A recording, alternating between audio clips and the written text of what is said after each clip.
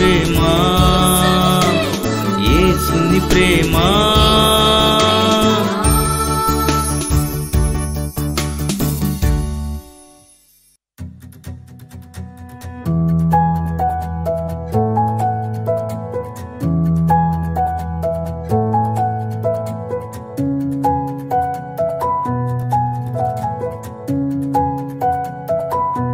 స్తుతి నైవేద్యం.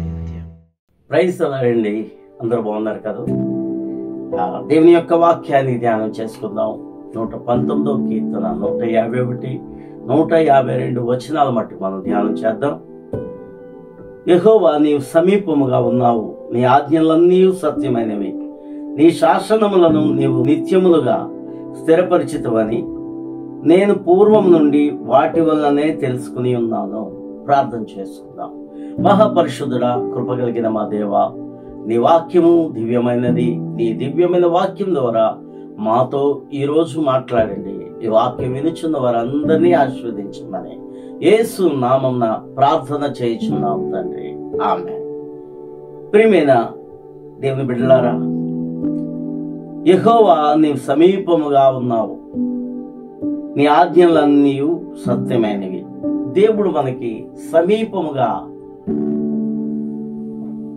ఉన్నాడు. నిజంగా దేవుడు మనల్ని ఎప్పుడు కూడా విడిచిపెట్టేవాడు కాదు. మరి అలాగే చాలా మంది యేసు ప్రభువారి రాకడ గురించి కూడా ఈ మాటను మనం చెప్పుకుంటూ ఉంటుంటాం. ఆయన రాకడ సమీపముగా ఉన్నది. నిజమే. చాలా మంది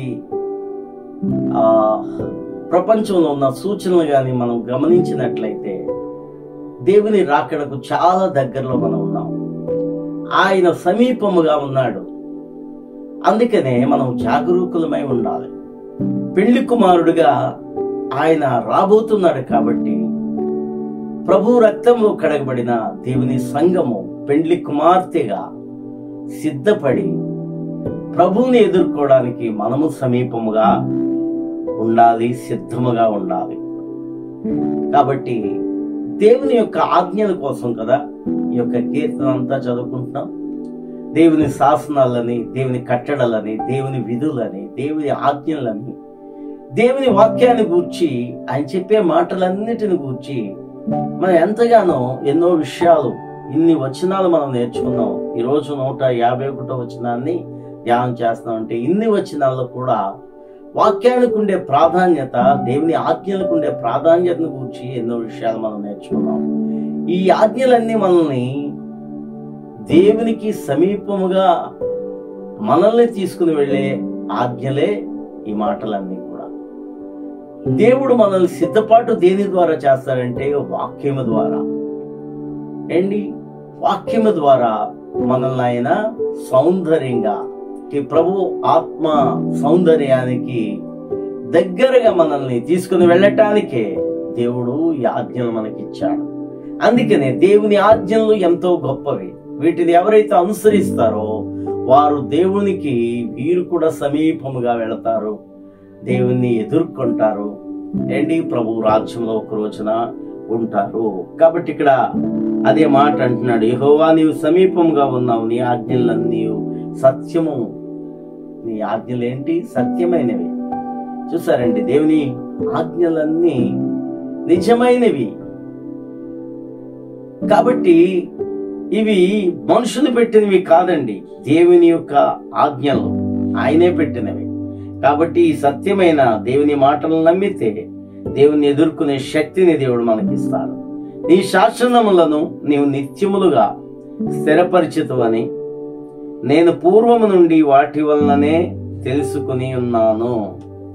దేవుని యొక్క శాసనములు నిత్యములుగా స్థిరపరిచాడట దేవుడు. దేవుని శాసనాలు ఏంటి? నిత్యములుగా స్థిరమైనవిగా ఉన్నాయి. దేవుడు ఎప్పుడు కూడా స్థిరము అనేది ఆయన గుణముగా మనం చూస్తాం. స్థిరత్వం ఏంటి? ఆయన ప్రేమ స్థిరమైనది, ఆయన ప్రేమ శాశ్వతమైనది, నిత్యమైనది. అలాగే ఆయన మాటలు సత్యమైనవి, ఆయన మాటలు ఏంటి? మారిపోనివి. ఎప్పుడు కూడా స్థిరత్వంలో అంత శక్తి ఉంటుంది. ఆకాశం భూమి గతించిన నా మాటలు గతింపు అంటాడు. కాబట్టి దేవుని యొక్క శాసనాలు నిత్యములుగా స్థిరపరిచాడు దేవుడు. ఇక్కడ అంటున్నాడు కీర్తనాకారుడు, నేను పూర్వము నుండి వాటి వల్లనే తెలుసుకుని ఉన్నాను. దేవుని యొక్క శాసనాలను బట్టే, దేవుని వాక్యమును బట్టే పూర్వము నుండి దేవుడు ఇలా మాట్లాడుతూనే ఉన్నాడు భక్తులందరూ.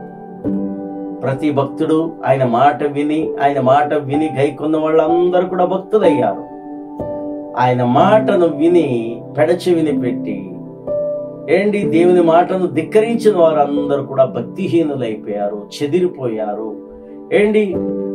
దేవుడు అంటే లేని వారుగా మారిపోయారు. కాబట్టి ప్రియమైన వారులారా, పూర్వము నుండి దేవుడు మాట్లాడుతూనే ఉన్నాడు. ఆదాము మొదలుకొని ఈ చివరి మనుషుల వరకు కూడా, కడవరి దినాల్లో ఉన్న మనందరితో కూడా దేవుడు మాట్లాడుతున్నాడు. ఎందుకంటే మనము ఆయన సమీపముగా ఉన్నాడు. ఆయన ఎదుర్కోవడానికి కావాల్సిన దేవుని దివ్యమైన వర్తమానాన్ని అంగీకరిస్తామని ఆయన దినమెల్లా చేతులు చాపి మన కాసి చూస్తున్నాడట. దినమెల్లా ఆయన మాట్లాడుతూనే ఉన్నాడు నీతో నాతో. ప్రతిరోజు ఆయన స్వరం వినబడుతుంది. కానీ ఆ స్వరం వినబడుతున్నప్పటికీ చాలా మంది ఆ స్వరానికి పలకగా, ఆ స్వరం వైపు చూడకుండా వారి ఇష్టానుసారంగా జీవిస్తూ దేవునికి దూరం అవుతున్నారు.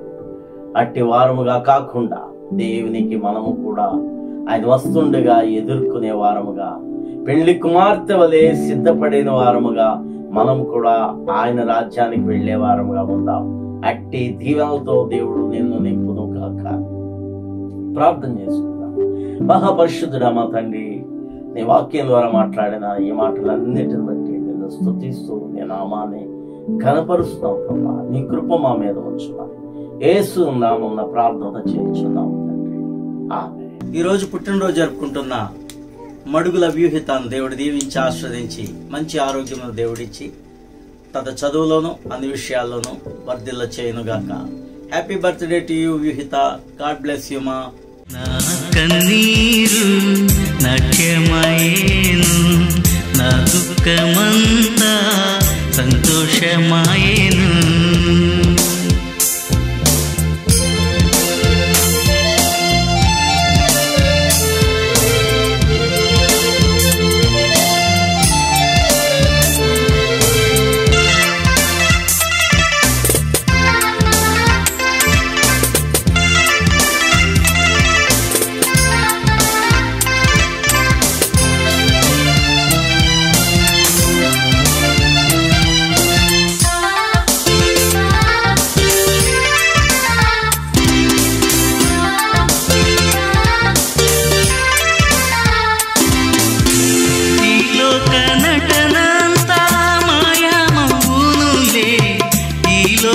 So